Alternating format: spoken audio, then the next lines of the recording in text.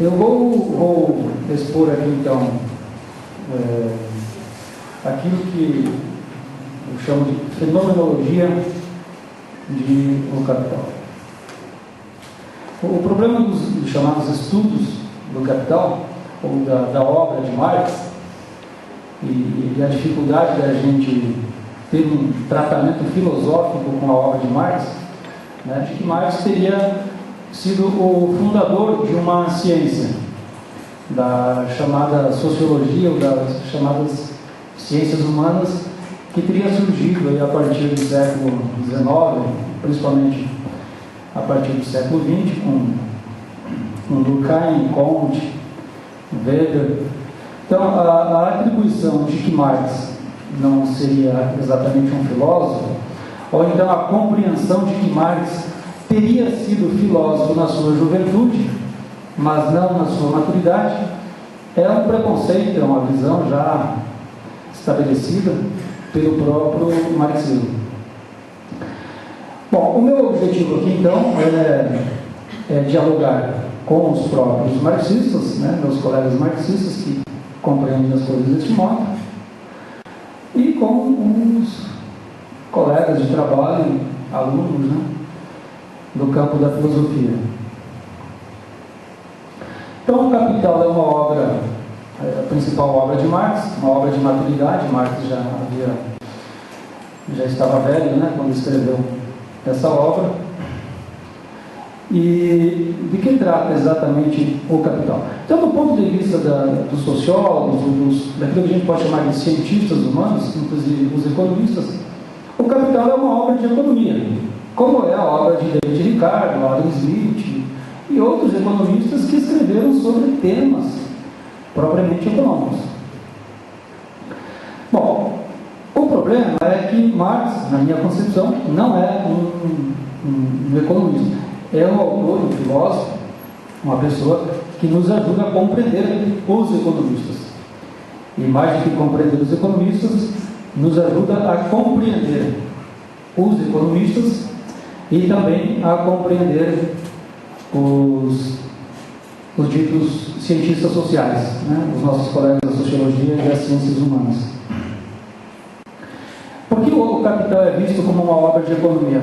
Porque os economistas e os cientistas sociais compreendem que Marx estaria tratando de temas econômicos, como problema dos preços, problema do dinheiro, problema das trocas, problema do lucro, problema do juro, que são, de verdade, problemas do campo das ciências econômicas, né? A questão é que o Capital é uma obra que está para além dessas questões ditas científicas, né? Na verdade, o Capital é uma obra que nega essas questões e tenta compreender essas questões, eu chamo, né, de uma maneira fenomenológica. O que significa dizer que o Capital é uma obra de fenomenologia? Significa dizer o seguinte: existe uma obra bastante conhecida de Hegel chamada de Fenomenologia do Espírito. Essa obra, Fenomenologia do Espírito, é uma obra onde Hegel procura, de uma maneira filosófica, expor aquilo que Hegel chama de ciência da experiência da consciência, né? Então, a obra, a Fenomenologia do Espírito, ela possui como meta, como objeto, como elemento, expor como aquilo que Hegel chama de consciência desenvolve-se ao longo do tempo. Desenvolve-se ao longo do tempo do indivíduo e também ao mesmo tempo no tempo da história, ou ao menos no tempo da história ocidental. Portanto, o que o Hegel está pensando, e aqui eu vou tentar mostrar como isso se daria no Capital, é algo mais ou menos assim. Expor, quando a gente fala em desenvolvimento, né, expor processo, quando a gente fala em desenvolvimento em processo, a gente está falando em movimento. Tudo que está em movimento tem um ponto de partida tem um ponto de chegada e tem as etapas intermediárias, através da qual aquela coisa que está em movimento percorre. Bom, na fenomenologia do espírito, a consciência ou o saber percorre etapas. Parte então daquilo que Hegel chama de certeza sensível e desenvolve por uma série de mediações, negações, né, até o que Hegel chama de saber absoluto. É como se Hegel fosse expor o processo de formação da consciência partindo de uma ausência absoluta de saber até a plenitude completa do saber.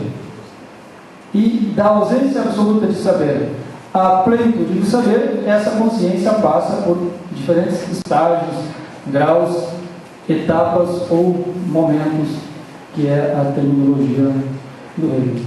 E essa etapa, esse movimento, esse processo, todos os indivíduos percorrem na sua vida natural e, de certa maneira, também percorrem os povos, ao menos os povos ocidentais.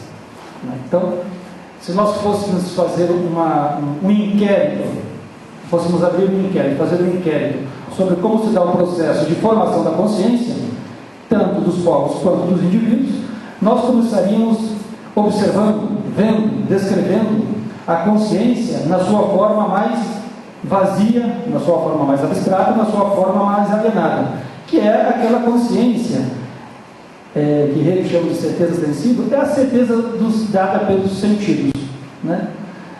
É a certeza de que os objetos que nos são postos diante dos sentidos são reais, possuem realidade.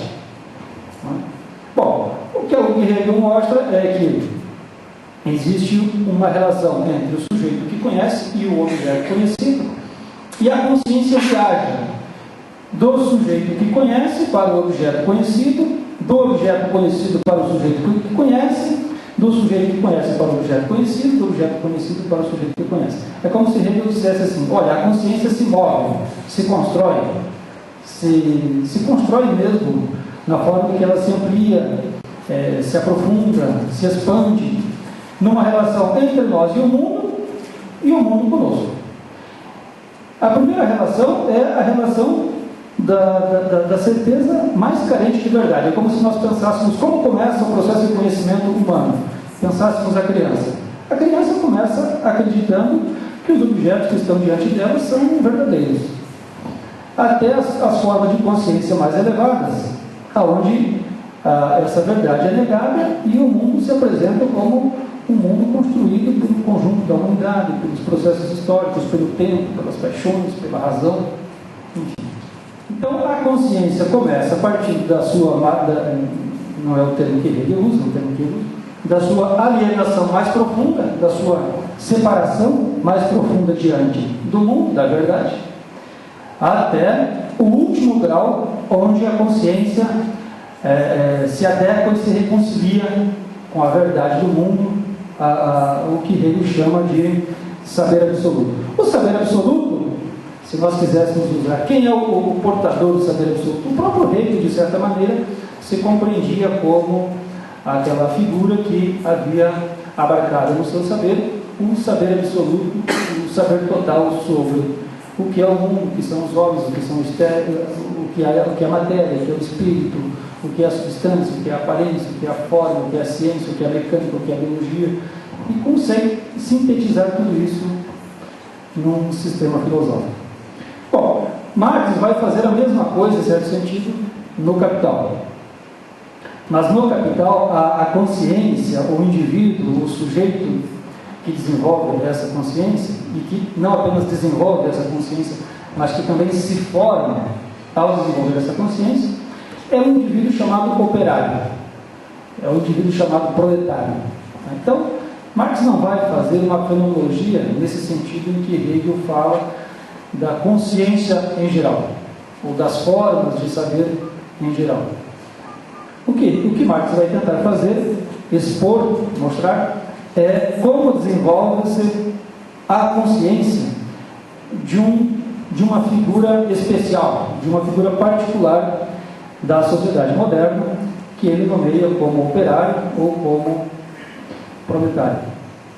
O capital, então, possui uma estrutura dita fenomenológica e estaria, então, dividido, organizado, para mostrar como se dá, como a consciência do operário aparece, se mostra, se desenvolve e percorre vários estágios, vários momentos da realidade, até o momento em que o proletário rompe com a sua alienação, com o seu não saber, e torna-se sábio na sua plenitude. Atinge a plenitude do saber que é possível de se saber no mundo moderno. O Capital, então, é uma obra que está dividida em são três volumes. Eu vou tentar expor aqui como mais ou menos estaria dividido, organizado o primeiro volume, onde Marx vai desenvolver, estudar de maneira geral como se dão as relações de produção na sociedade capitalista. O Capital, então, é uma obra que está dividida em 7 seções, 24 capítulos e 7 seções, mas eu reparto, eu faço uma divisão em 3 partes. Quais são essas 3 partes? O Capital é uma obra que começa expondo a relação mais imediata, a primeira forma de relação, a relação mais imediata que os homens estabelecem na sociedade capitalista e na sociedade moderna. A relação mais imediata que nós estabelecemos nas nossas relações sociais, ou seja, nas nossas relações com os outros homens, não nas relações familiares, não nas relações amorosas, não nas relações de amizade, mas nas relações dos indivíduos dentro da sociedade, começa entre a figura do vendedor e do comprador. Nós vivemos numa sociedade capitalista, e toda a sociedade, por ser capitalista, é uma sociedade inteiramente monetarizada. E os homens entram em contato inicialmente entre si naquilo que nós chamamos na esfera do mercado, na esfera das trocas. Na esfera das trocas, então, os homens aparecem relacionando entre si da forma mais abstrata que nós podemos pensar. Os homens aparecem, nós aparecemos no mercado, aparecemos no sentido de que aparecemos de verdade. Nós saímos da esfera privada e entramos na esfera da sociedade como compradores e vendedores de mercadorias. Então, de maneira geral, na sociedade, na esfera das trocas, existem dois únicos indivíduos que cambiam entre si: mercadoria ou dinheiro. Nós fazemos isso todos os dias, sem nos darmos conta, mas nós a todo instante estamos trocando e vendendo mercadorias, comprando e vendendo mercadorias. E é dessa troca e venda de mercadorias que nós entramos em relação com outros indivíduos e também em relação com a riqueza que vai satisfazer as nossas necessidades.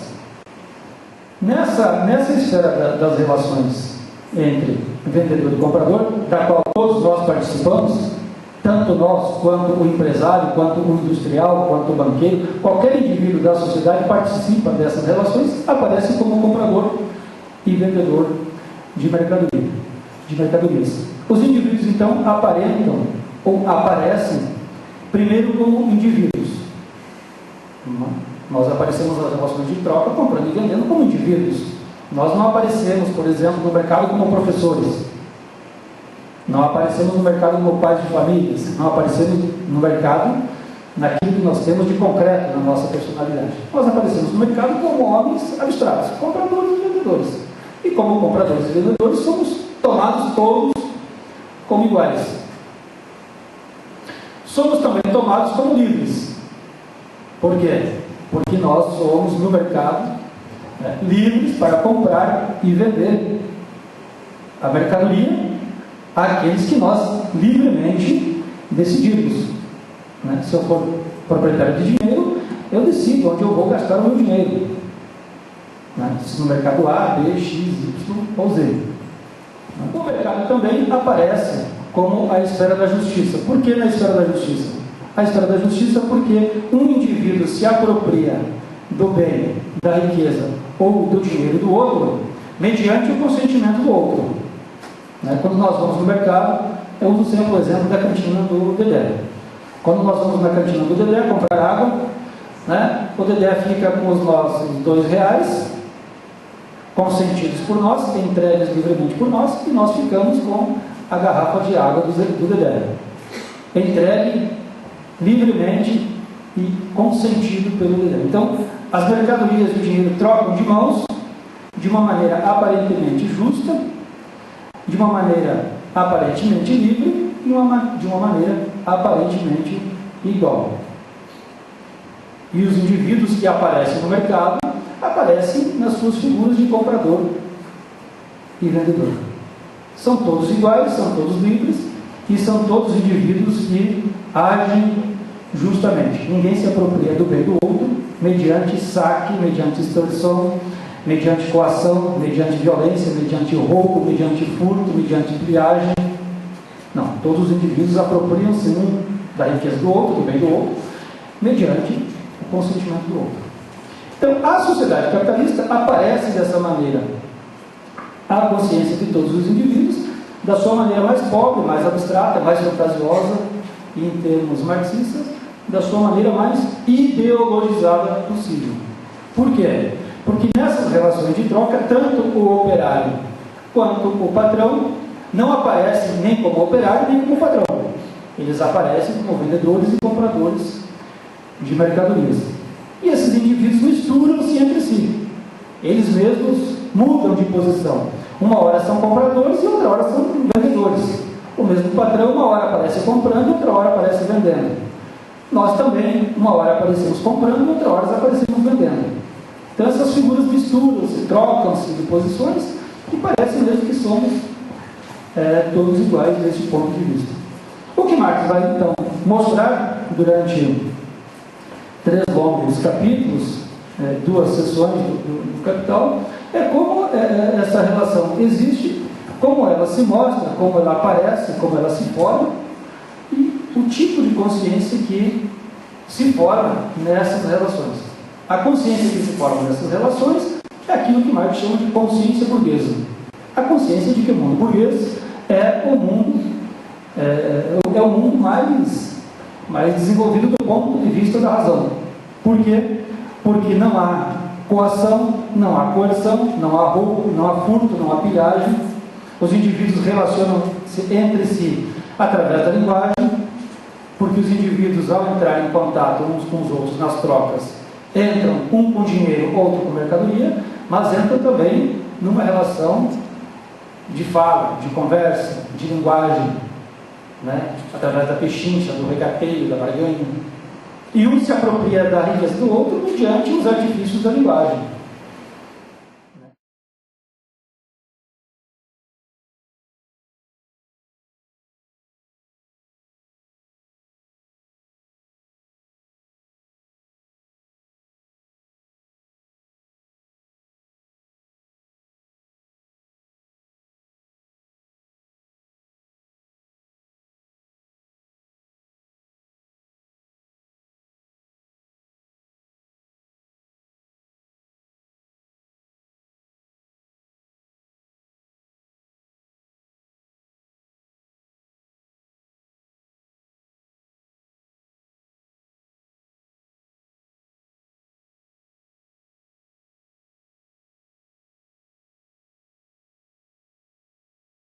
O Marx então começa mostrando como o mundo se mostra, como o mundo aparece e como a consciência também se constrói e se forma nessas relações de compra e venda de mercadorias.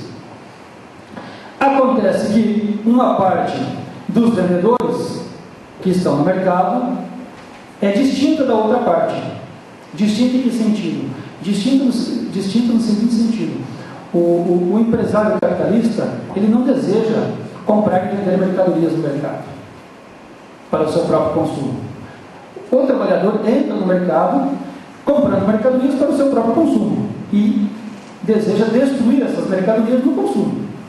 Nós, quando vamos lá no Dedé, deixamos o nosso dinheiro, levamos a água e destruímos a água no consumo. O empresário capitalista não faz isso. Ele vai até o o grande vendedor de águas, compra, né, uma carga de água, leva para casa, leva para o mercado, sem a intenção de vender.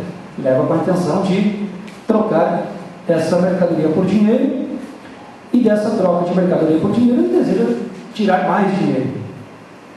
Então Marx mostra que, na verdade, as coisas não são exatamente iguais. Os indivíduos que trocam no mercado não são exatamente iguais como as aparências mostram. Por quê? Porque a meta dos indivíduos nas trocas não é a mesma. Né? Nós vamos até o mercado com a meta de satisfazer as nossas necessidades. Todas as nossas necessidades. Até as mais absurdas, até as mais inúteis e até as mais necessárias. O empresário capitalista não vai até o mercado para satisfazer as suas necessidades. Ele vai para o mercado para trocar dinheiro por mercadoria e depois mercadoria por mais dinheiro.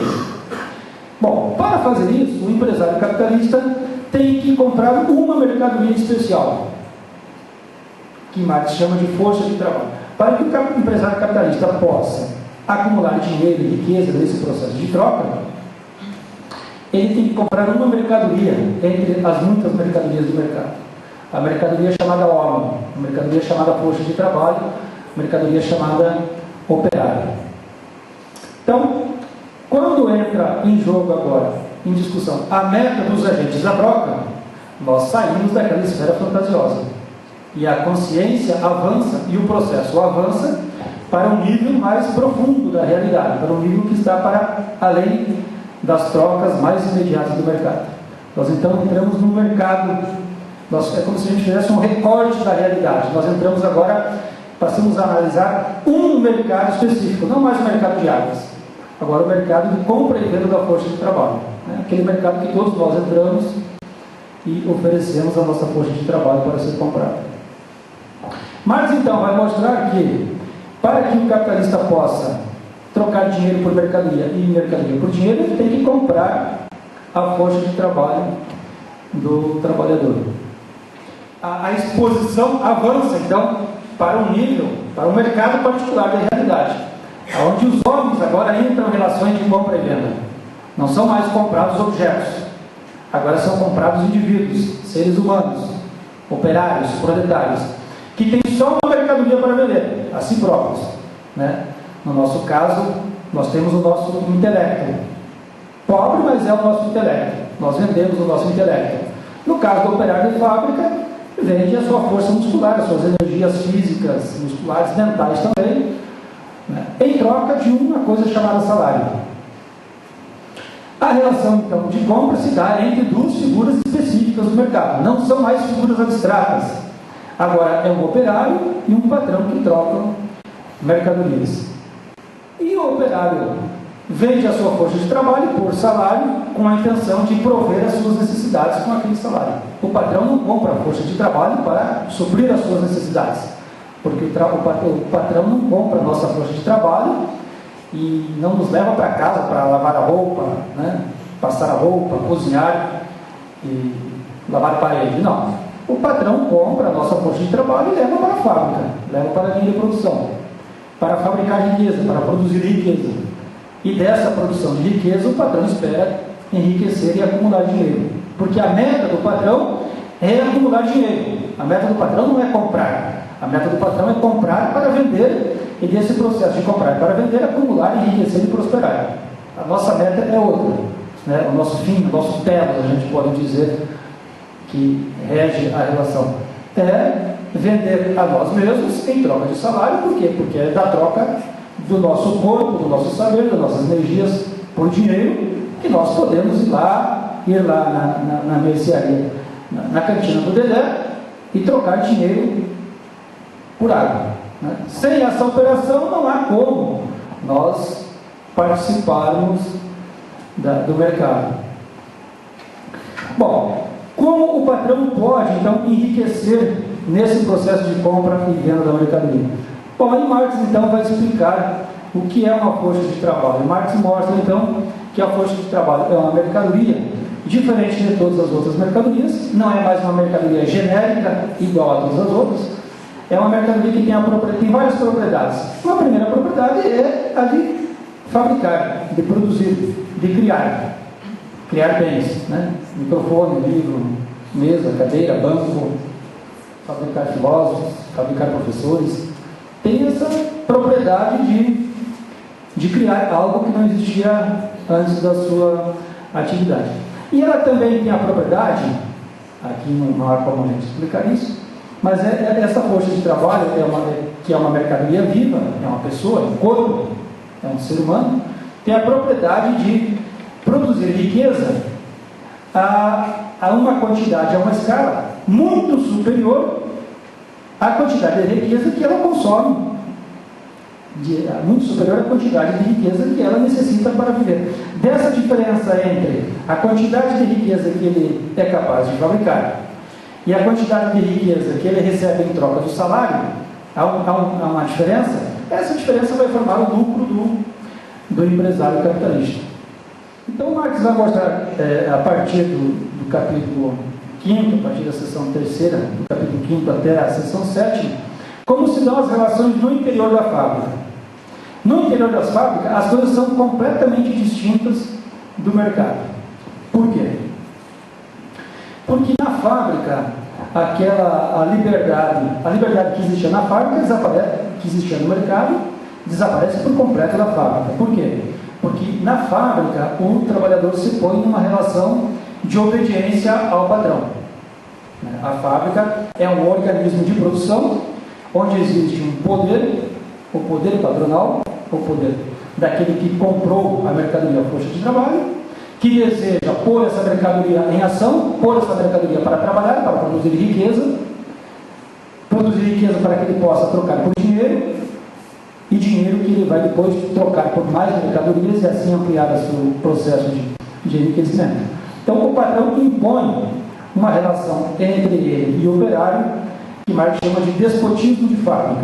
O patrão se põe como um déspota, né? Como um senhor absoluto do processo. Ele organiza todo o processo, ele regula todo o processo, e o trabalhador necessariamente, então, se põe numa relação hierarquicamente abaixo do patrão. A igualdade, então, desaparece, a liberdade também desaparece, e desaparece também um elemento importante das trocas. Por quê? Porque na esfera da compra e venda da força de trabalho, parece que há uma relação de troca entre capital e trabalho. Na mentalidade do trabalhador e mesmo na mentalidade do empresário, parece que há uma relação de troca. O que é uma troca? A troca pressupõe um intercâmbio. Troca existe quando você entrega um objeto e recebe outro objeto em troca. A troca não é uma doação. Então, tem que ter intercâmbio e reciprocidade. Você tem que trocar objetos. Nós damos 2 notas de R$1 para o Dedé e o Dedé nos dá uma garrafa d'água. Se nós deixássemos as 2 notas e voltassem sem nada, não seria uma troca. Não haveria reciprocidade. Haveria uma simples doação, uma simples transferência. E a troca também pressupõe equidade. Ou seja, os bens trocados devem possuir um valor igual. Para a troca ser justa, tem que haver reciprocidade, intercâmbio e uma igualdade quantitativa. Na esfera do mercado, parece que há uma troca entre capital e trabalho. E além de haver uma troca, um intercâmbio, há também uma troca justa, porque trocam-se quantidades iguais. Trocam-se bens diferentes, mas as quantidades são iguais. É como se nós trocássemos com o Dedé 2 notas de R$1 por uma garrafa d'água, que vale aquelas 2 notas de R$1. Isso pressupõe, então, reciprocidade e equidade. Bom, quando o trabalhador entra para a fábrica, Marx começa a mostrar, então, ao longo de vários capítulos, a maior parte do Capital, que, na verdade, não há equidade, não há equivalência na relação de troca. Por quê? Porque a quantidade de riqueza que o trabalhador recebe como salário é muito inferior à quantidade de riqueza que o trabalhador fabrica, produz e que permanece em mãos do patrão. E que é essa diferença entre aquilo que o trabalhador entrega no final da jornada de trabalho e o que ele recebe vai formar, então, o lucro, a renda, a riqueza do patrão. E é dessa forma que o patrão enriquece. Então, nessa esfera, o processo de crítica começa. Por que crítica? Porque a ideia de liberdade já desapareceu da consciência do trabalhador. O trabalhador, ao entrar na esfera da produção, na esfera da fábrica, ao entrar, então, dentro da fábrica, altera-se a consciência dele. Ele não se vê mais como um cidadão do mundo das mercadorias. Ele não se vê mais como um igual, porque ele é posto numa relação de desigualdade diante do patrão. Ele não é mais livre, porque ele é submetido ao processo de trabalho. Ele é submetido ao processo de mecanização do trabalho. A máquina, o ritmo da máquina, as pressões do chefe da linha de produção, as pressões do mercado, enfim. Há todo um conjunto de pressões que retiram qualquer visão, qualquer concepção de liberdade no interior da fábrica, porque ali impõe-se uma relação despótica de trabalho. Mas, ou seja, aquilo que eu chamo de fenomenologia do capital, ocorre o que aqui? O trabalhador, pela própria experiência, o próprio movimento, a própria realidade, ao desenvolver-se por si mesmo, vai mostrando, vai negando todas aquelas fantasias e aquelas ilusões que o trabalhador concebe nas instâncias mais imediatas da realidade, que são as instâncias do mercado. Ao entrar na fábrica, ele entra para o domínio da realidade, que é mais imanente, que está para além do mercado, e ali todas as ilusões de igualdade e liberdade desaparecem. E Marx mostra também que desaparece a concepção de equidade, de equivalência. Por quê? Porque não há troca de equivalência. Porque nessa relação de compra e venda da força de trabalho, o trabalhador entrega 20 para o patrão e recebe 2. É como se nós fôssemos fazer uma troca. Agora não mais com a Dedé, mas com o patrão. E entregássemos 20 e o patrão nos entregasse uma garrafa d'água. Aqueles 18 formam o lucro do patrão e aquela garrafa nós levamos para casa para satisfazer as nossas necessidades. Então há um intercâmbio desigual entre patrão e trabalhador. Então o Marx vai mostrar então, durante vários capítulos, como se dá toda a vida do trabalhador no interior da fábrica. Então, a primeira coisa que desaparece, o primeiro elemento que aparece é que a força de trabalho é capaz de criar mais riqueza do que ela vale. Ela é capaz de produzir riqueza em quantidades que excedem as suas próprias necessidades. E essa quantidade que é excedente é a quantidade que vai, então, formar a renda, o lucro do empresário capitalista. Marx mostra também que há uma divisão na jornada de trabalho. Né? A jornada de trabalho que aparece como una é repartida. É como se o trabalhador trabalhasse apenas uma parte da jornada de trabalho para satisfazer as suas próprias necessidades e uma parte restante o trabalhador passa a trabalhar gratuitamente para o patrão, sem receber um equivalente por aquela jornada realizada. Marx mostra que todo o processo se dá mediante um roubo de energia, roubo de vida, roubo de tempo do trabalhador em prol do próprio funcionamento da esfera da produção, do próprio funcionamento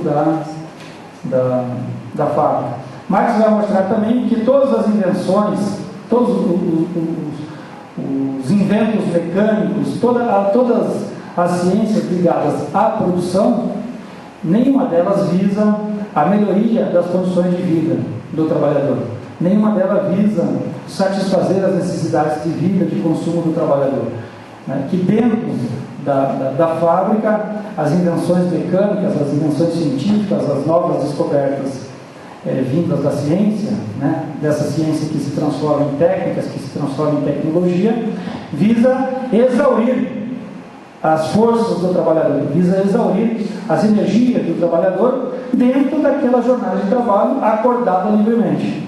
Então o trabalhador percebe, vê, pelos seus próprios sentidos, não é o intelecto que mostra isso ao trabalhador, é a própria vivência no interior da fábrica, são os próprios sentidos, é a própria experiência do trabalhador dentro da fábrica que mostra que não há nenhuma relação de igualdade e equidade entre ele e o patrão, que mostra a natureza da mecânica, a natureza da ciência, a natureza dos inventos técnicos, a natureza do progresso científico, porque ele vê, ele percebe, ele vive o processo de aplicação da ciência, porque ele vive os processos em que a ciência e a maquinaria são desenvolvidas, são postas no interior da fábrica para arrancar dentro daquela jornada de trabalho acordada livremente e consentidamente ao maior tempo, a maior quantidade de trabalho, de energias e forças que o trabalhador possua, né, dentro daquele tempo determinado. Bom, então o que Marx teria feito aqui seria aquilo que nós chamamos de negação, né? Seria o primeiro momento negativo. Por quê? Ou o primeiro momento crítico. A fábrica, então, é um momento negativo e crítico da realidade. Por quê? Porque a fábrica destrói, a fábrica nega, a fábrica critica todo aquele modo de vida, todos aqueles hábitos, toda aquela consciência, todo aquele saber que se forma fora dela. Por quê? Porque a realidade da fábrica é absolutamente distinta da realidade do mercado, da realidade das relações de compra e venda. Por quê? Porque ali não há mais espaço para a linguagem, não há mais espaço para o acordo, não há mais espaço para a pechincha, não há mais espaço para a barganha, não há mais espaço para a negociação. Ali a vontade do patrão impõe-se com violência sobre a vontade do trabalhador. Então aquelas duas vontades que apareciam como livres, agora aparecem de maneira absolutamente oposta. A vontade do patrão se impõe sobre a vontade do operário. O que Marx estaria criticando aqui seria então uma ideia defendida pelos economistas, que é que as relações de produção capitalista, as relações sociais capitalistas, são relações essencialmente de troca e trocas baseadas em valores equivalentes. O trabalhador percebe, compreende, a consciência do trabalhador que se forma na fábrica recusa a ideia de equivalência, porque ele percebe que não há equivalência nenhuma na relação, porque o patrão sai rico e ele sai sempre igual quando não sai mais pobre do processo de trabalho, né? Que a lógica do processo enriquece o patrão e não ele próprio. Então ele percebe que há uma desigualdade, uma não equivalência nessa relação, nesse intercâmbio entre os dois. Mas conserva-se a ideia de que há uma relação de troca, de que o patrão apropria-se desse excedente mediante uma relação de troca, de intercâmbio. Bom, Marx então mostra isso ao longo de vários capítulos e chega então até a última sessão sétima, sexta e sétima, os capítulos 21, 22 e 23, aonde ele vai fazer uma nova negação. Ele vai negar a ideia de que haja troca entre capital e trabalho, a ideia de que a sociedade capitalista seja uma sociedade baseada em relações de troca. Por quê? Porque a gente sabe que o empresário capitalista, depois que o processo de produção é encerrado, né, nós sabemos pela prática que quando o processo de produção se encerra, o patrão lança a mercadoria no mercado para ser comprada e trocada por dinheiro. Né? Nós sabemos que o patrão fabrica em vista de trocar por dinheiro. Acontece que o patrão não organiza o processo de produção em vista de fabricar mercadorias e trocá-las por dinheiro. O patrão organiza todo o processo de produção em vista de trocar dinheiro por mais dinheiro. Então, uma vez que o processo se encerra, o patrão recomeça todo ele novamente. Não é? O patrão sempre recomeça o processo.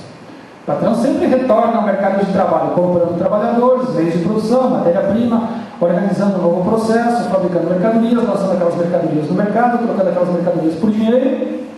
Não pega aquele dinheiro e guarda no bolso, tesouro e acumula.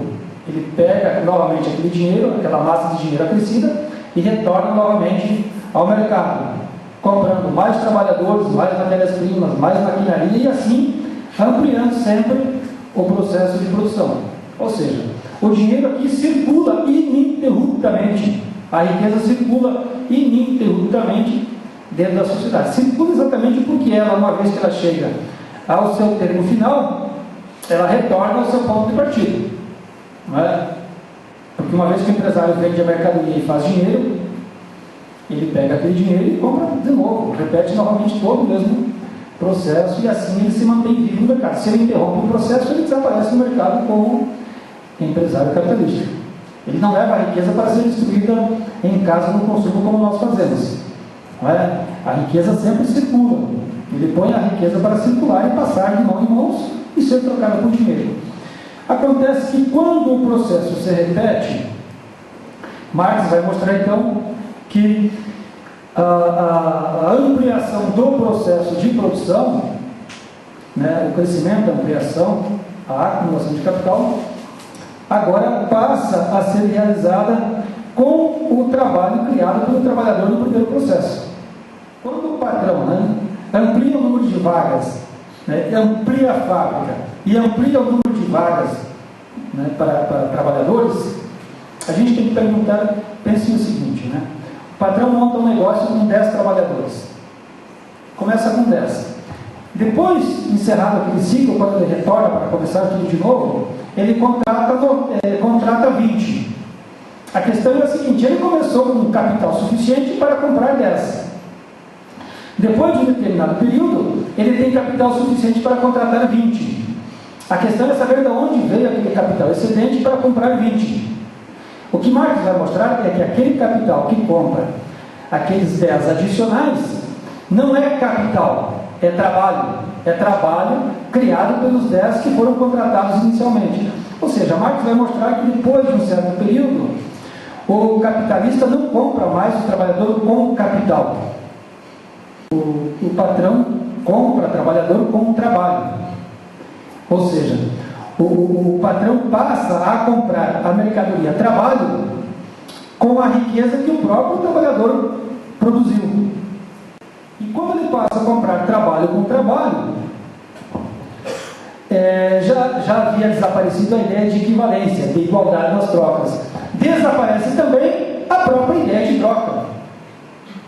Não é?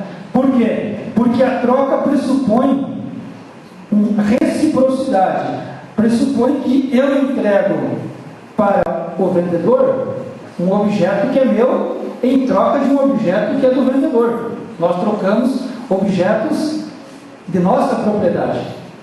Agora, quando o patrão passa a comprar trabalho com trabalho, o patrão passa a comprar trabalho com uma riqueza que foi fabricada pelo próprio trabalhador.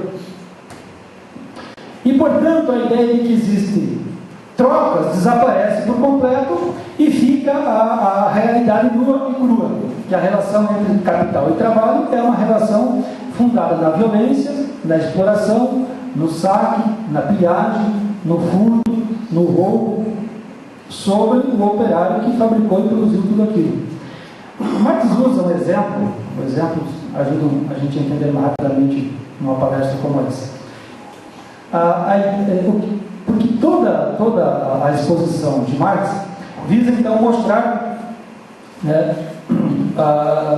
como tudo isso se desenvolve na realidade e como isso também desenvolve-se na consciência do trabalhador de fábrica que vive esse processo, que produz e vive, né? Que produz e também, que é sujeito e também é paciente desse processo. Ele mostra então mais ou menos o seguinte: vocês imaginem o mundo antigo, né? Imaginem o mundo antigo. Por que o mundo antigo? Porque Marx quer mostrar o seguinte: olha, o mundo moderno, na sua essência, nas suas raízes, no seu fundamento, é igual ao mundo antigo. Como assim igual ao mundo antigo? Vocês imaginem o seguinte: imaginem o Império Romano, que é um império baseado na pilhagem, no saque, no roubo do império sobre os povos periféricos. Vocês imaginem a seguinte situação, né? Uma determinada tropa militar romana saqueia um determinado povo periférico, né? Arma uma guerra, arma um empreendimento de pilhagem, né? Traz uma guerra, destrói aquela comunidade, e rouba o ouro daquela comunidade e leva aquele ouro para Roma. Há um furto, há um saque, uma pilhagem invisível. Agora imagine a situação seguinte, sei lá, 100 anos depois, os romanos retornam àquela vila, àquela aldeia. Aquela aldeia já se reconstruiu e os romanos retornam para aquela aldeia agora como compradores, não mais como um povo bélico, não mais para saquear, roubar. Agora eles voltam como sujeitos morais, como compradores de mercadorias, como mercadores que desejam apropriar-se da riqueza daquele povo mediante troca.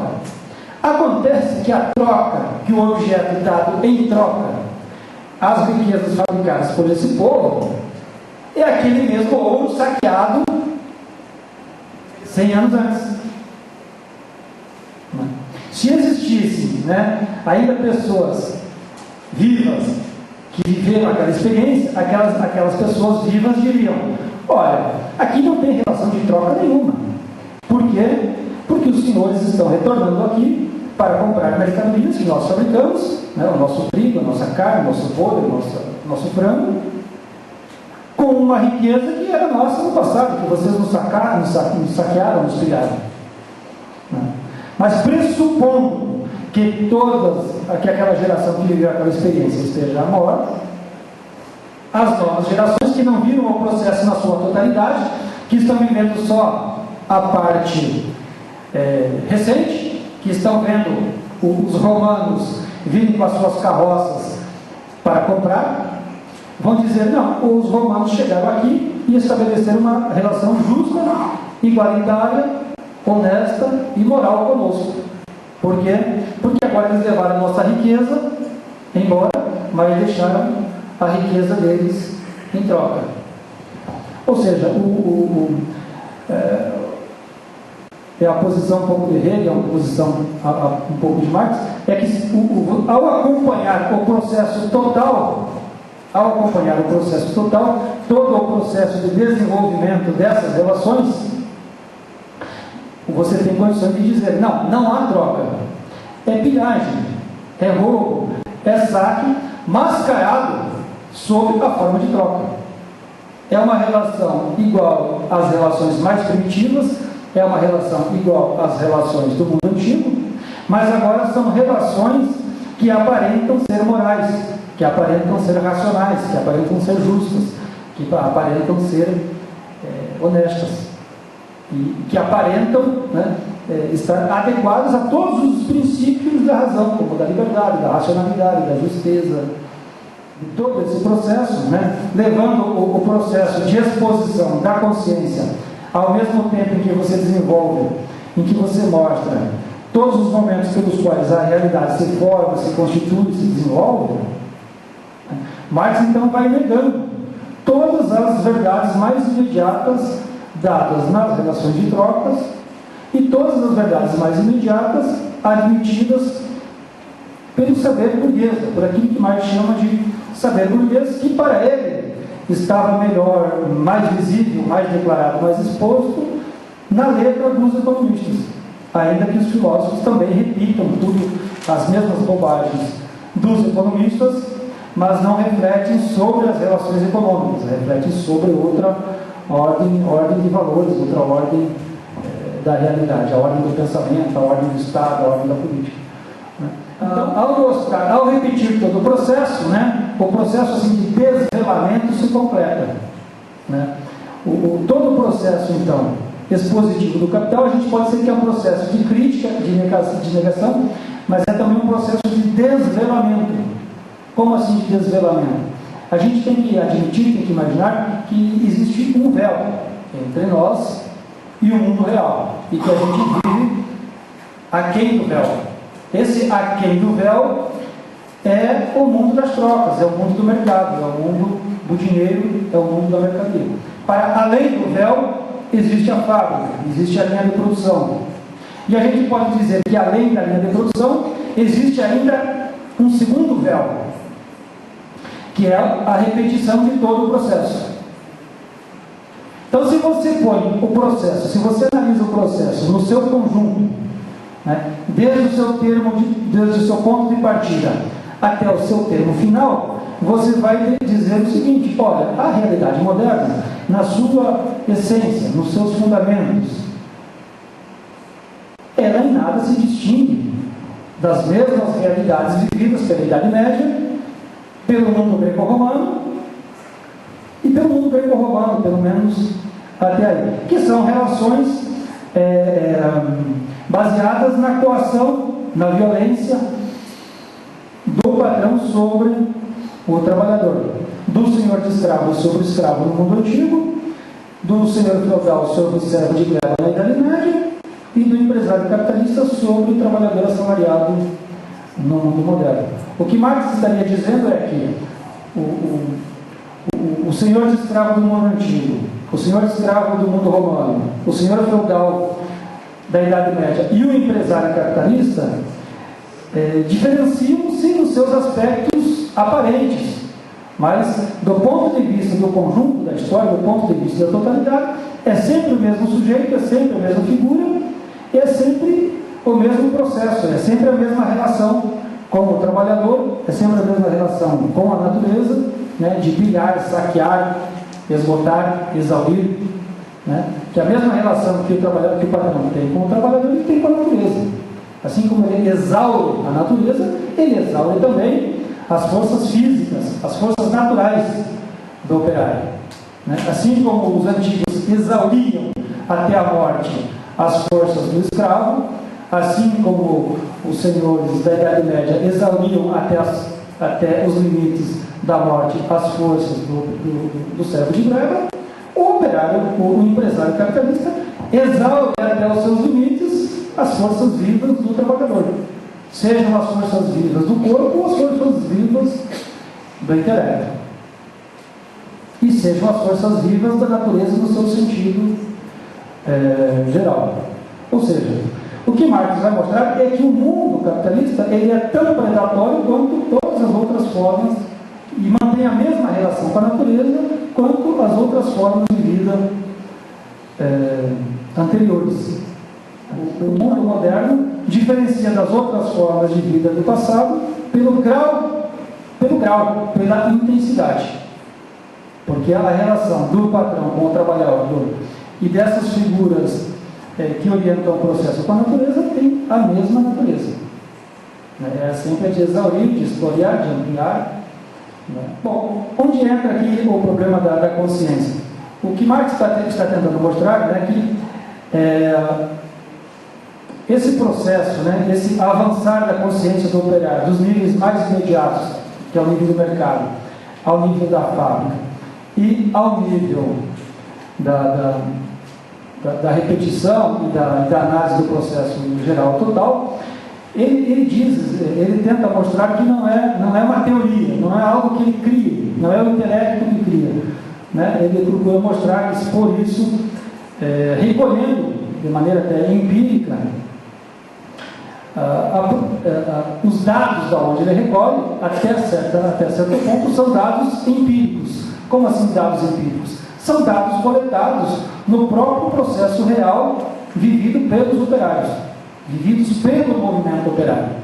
Ou seja, essa consciência de que o mundo moderno não se diferencia essencialmente das relações antigas, a gente tem que pensar que nós não tivemos a Idade Média aqui, porque do ponto de vista, se pega um filósofo iluminista, um filósofo moderno, um filósofo, ele acredita piamente que o mundo moderno é absolutamente distinto da Idade Média, que a Idade Média é a idade do horror, porque é a idade das trevas, e o mundo moderno não, o mundo moderno é a idade da luz, é a idade da razão.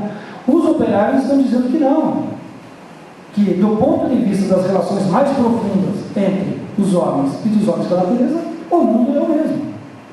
Por quê? Porque essas relações de opressão, de exploração, de dominação, de controle, de exaurimento das forças vivas do trabalhador, de exaurimento das forças vivas da natureza,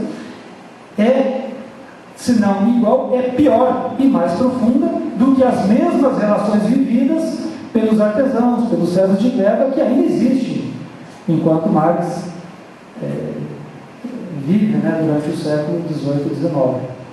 Agora, para nós, né, que vivemos, não temos, né, o passado para nós aqui está na Europa, né, parece de fato, né, que o mundo moderno corresponde a todos esses ideais plenos da razão, né, e que a violência, né, tudo aquilo ligado ao irracional, a violência, é tudo um processo que pode ser corrigido, que pode ser revertido, né, por esse processo essencialmente racional do mundo moderno.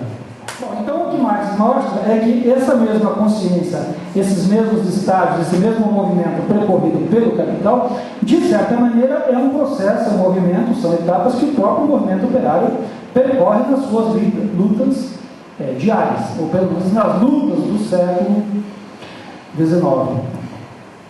Ou seja, o que Marx está mostrando, né, não Marx não estaria construindo, né, uma teoria, né, não é um sujeito que pensa, que reflete sobre o mundo, né, numa relação sujeito-objeto, e esse sujeito pensa, contempla, observa e descreve o mundo que ele observou, que ele contemplou.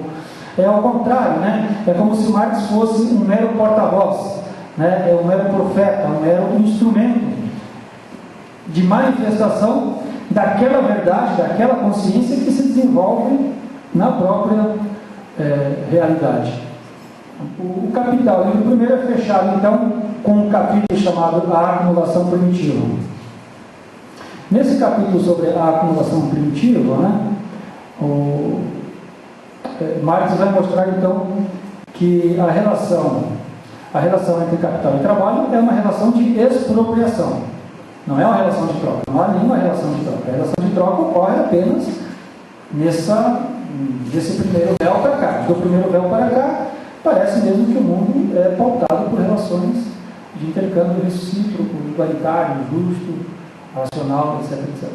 Mas, nos seus níveis mais imanentes, mais fundamentais, a realidade se apresenta dentro daquele princípio que Marx chama de luta de classes, né?